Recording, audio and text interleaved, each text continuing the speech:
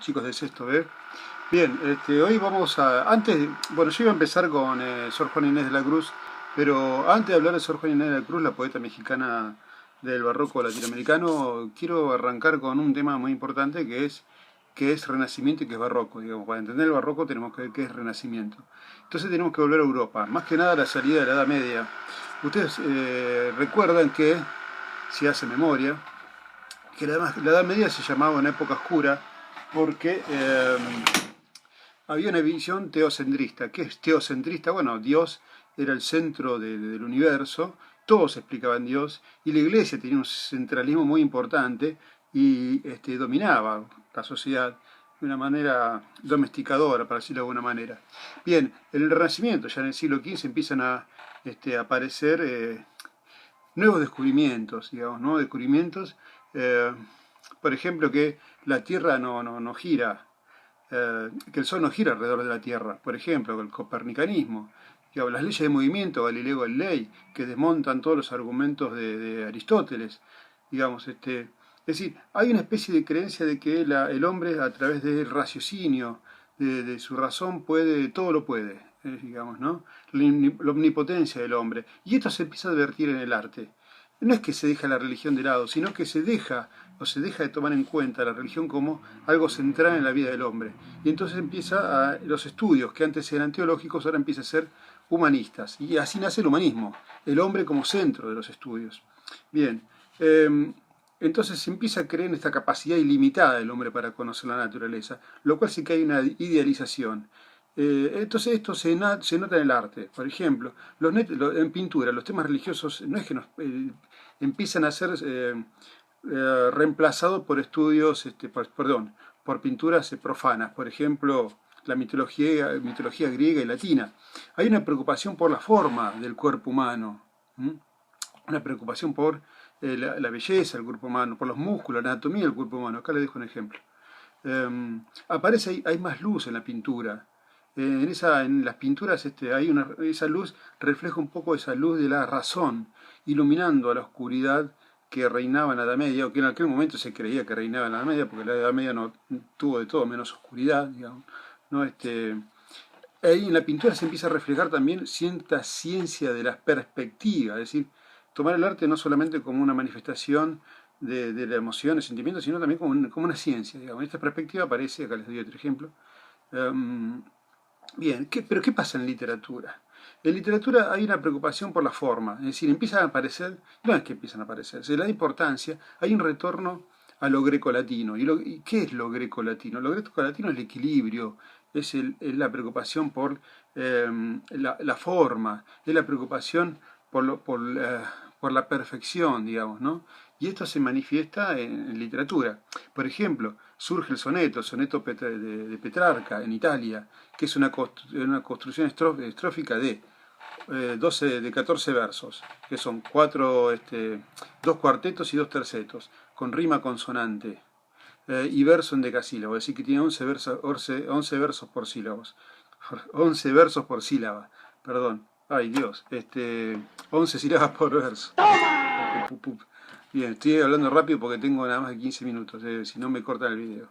Bien, hay una importancia del amor, pero ya no el amor a Dios solamente, sino el amor como una visión idealizada del amor, una visión entre el hombre y la mujer, incluso más sensual es esta visión. Hay una preocupación por mostrar la naturaleza y mostrarla tal cual tal cual está la naturaleza. Es decir, mostrar la naturaleza en su visión más natural posible, digamos, ¿no? Lo más cercano a la realidad, digamos, ¿no? Esto no quiere decir que no se haya idealizado también la naturaleza. Y hay una importancia suprema en la poesía, en la manifestación de lo subjetivo, de la intimidad del hombre. Bien, esto es más o menos lo que aparece en el Renacimiento y que nosotros, yo les tengo que explicar esto porque tenemos que pasar al barroco. El Renacimiento se produjo, me olvidé decirles, se produjo entre finales del siglo XV y principios del siglo XV, digamos, ¿no? Después empieza una lenta decadencia, digamos, ¿no? Del Renacimiento para entrar al barroco, que es en lo que nos interesa a nosotros, que es mucho más lindo, mira la palabra, es mucho más lindo, mucho más interesante como movimiento literario, y artístico. Y además interesante como movimiento. ¿Por qué? Porque aparecen, para mí, a mi gusto, los mejores artistas. Coincide incluso con se llama la Edad de Oro de España, digamos, ¿no? Con la aparición del siglo de oro español, grandes escritores de España que me cansaría de mencionar, Fray Luis Granada, este, eh, Santa Teresa de Jesús, Calderón de la Barca, Quevedo, Góngora, qué sé yo, y tantos, Gracián, es decir, quedaría un rato largo mencionando. Fue una generación de enormes escritores, de fabulosos escritores, entre ellos también San Juan de la Cruz, que después fue santificado. Bien, vamos a pasar al barroco, corto acá. Bien, y estaba pensando en eso. Bien, me di cuenta que me tengo que hacer una tuneada, perdón, por la pausa. Bueno, vamos a pasar al barroco. El barroco se llega en el siglo XVII, también es el movimiento que más impacta en América Latina, digamos, ¿no? Y el que nos interesa a nosotros porque impacta más que nada en Sor Juana Inés de la Cruz. Bien, el fin del Renacimiento llega con las hambrunas, en Europa, digamos, ¿no? En Europa hay una decadencia económica producto de la expulsión de griegos, de la expulsión perdón, de griegos, de expulsión de musulmanes, expulsión de judíos en 1492. También tiene que ver las guerras religiosas, se había producido el cisma protestante, la separación entre la Iglesia católica y la protestante. Todo esto, este fuego encendido por Lutero. Más que nada, Lutero se quejaba de la corrupción del Vaticano y de que el Vaticano quisiera que se interpretara la Biblia tal cual la Iglesia lo pretendía. En realidad, él quería que todo el hombre y mujer, llegara a leer la Biblia y que él la interpretara a su manera. Y no que alguien le dijera cómo debía ser interpretada. Por eso él hace una traducción a su lengua natal, al alemán, que estaba naciendo en ese momento. Digamos, él es uno de los padres de la lengua alemana. Y al Lutero hacer esta traducción, de alguna manera también se gana que la Iglesia Católica lo termine excomulgando, es decir, echando de las filas de la Iglesia, digamos, ¿no? Cosa que a Lutero, no, todo lo contrario, lo enorgulleció, digamos, ¿no? Entonces, estas guerras, esta hambruna, estos problemas económicos, esta especie también, porque en ese momento se estaban yendo muchos para América, digamos, ¿no? Trajo una especie de pesimismo a Europa, digamos, ¿no? Y también el desengaño de idealismo del Renacimiento, o sea, es decir, el hombre no podía explicar todo, el hombre, esa idealización del Renacimiento había llegado a su fin. Eh, entonces, eh, también la fuerza de la Iglesia en ese momento, con la aparición de la Inquisición, que cuestiona y castiga a todos aquellos que no quisieran, que no siguieran la línea del Vaticano en cuanto a la interpretación de cómo debía ser la Biblia, la religión, etcétera, la religión católica. Esto impacta muy fuerte en la sociedad y empieza a haber una especie de pesimismo que se traduce en el arte.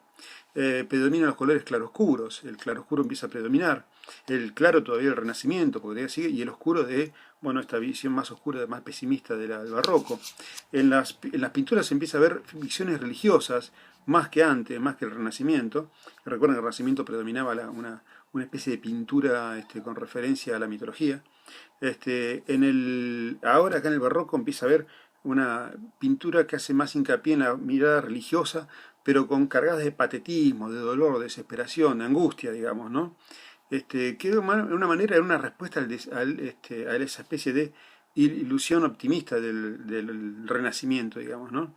En literatura hay una especie de complejo y abusivo estilo, digamos, sobrecargado, digamos, ¿no? Vamos a ver un ejemplo en literatura. Me corro para acá para que lo puedan ver. Acá voy a poner unos versos de Góngora. Estas rimas sonoras que me dictó Thalía, culta sí, aunque también bucólica, en realidad el poema es así.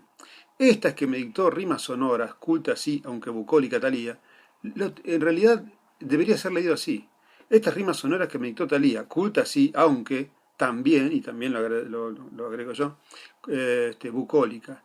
Es decir, fíjense cómo eso que está escrito, ese verso que tengo escrito acá, fíjense, yo lo traduzco abajo, fíjense cómo debería ser leído. Es decir, la forma era retorcida, digamos, ¿no? Era compleja. Eso se llamaba culteranismo, es decir, lo retorcido pero en la forma, digamos, ¿no? En este caso la forma del verso. Pero también había otra forma de barroquismo, un barroquismo más conceptual, es decir, la dificultad a través del concepto. Por ejemplo, voy a dar un ejemplo acá también. Dice, en el hoy y mañana y ayer junto, pañales y mortajas y he quedado, presentes sucesiones de difunto. Este verso que está acá, que es de Quevedo, lo que trata de explicar de alguna manera es que, fíjese, léanlo varias veces, y lo que está diciendo que primero hay un desengaño acerca de la vida, digamos, ¿no? Hay una especie de explicación diciendo que nosotros somos pañales y mortajas. En ese tránsito lo que hacemos es desandar muerte. Es decir, vivimos minutos que van quedando, son pedazos de muerte que van quedando atrás, hasta encontrar la muerte definitiva. Por eso dice presentes sucesiones de difuntos. Es decir, nosotros estamos muertos. Lo que hacemos es desandar esas muertes, esos pequeños trozos de muerte, hasta que no quede nada, digamos, ¿no? Es decir, somos gente que va dejando atrás pedazos de muerte, hasta que no queda nada de esa muerte y morimos, digamos, definitivamente. En esto que era el conceptismo, es donde se advierte que es un barroquismo sobrecargado, pero en el fondo, en el concepto, digamos, ¿no? Esto era Quevedo. Sor Juana Inés de la Cruz va a recibir ambos influencias, la de Quevedo y la de Góngora. Bien, y por otro lado, fíjense este ejemplo también del barroco. Esto de San Juan de la Cruz, vivo si vivir en mí, y tan alta vida espero que muero porque no muero. Es decir, San Juan de la Cruz espera morirse porque espera una alta vida, y se muere por morirse. O sea, me muero porque no muero. Es decir, no se puede suicidar porque se iría al infierno. Dice, espera morirse porque está esperando la vida junto a su creador. Sor Juana tiene otro, eso se llama paradoja, que va a aparecer mucho en la poesía de Sor Juana, las paradojas. Por ejemplo, hay una famosa, el verso de Sor Juana, que dice, al que ingrato me deja, busco amante. Acá está el ejemplo. Al que ingrato me deja, busco amante. Al que amante me sigue, dejo ingrata. Constante adoro a quien mi amor maltrata, maltrato a quien mi amor busca constante. Fíjese que hay un juego de paradojas ahí, digamos, ¿no? ¿Por qué? Al ingrato que no me quiere yo lo busco para que me ame. Y al que amante que me sigue, perdón, se me cayó el...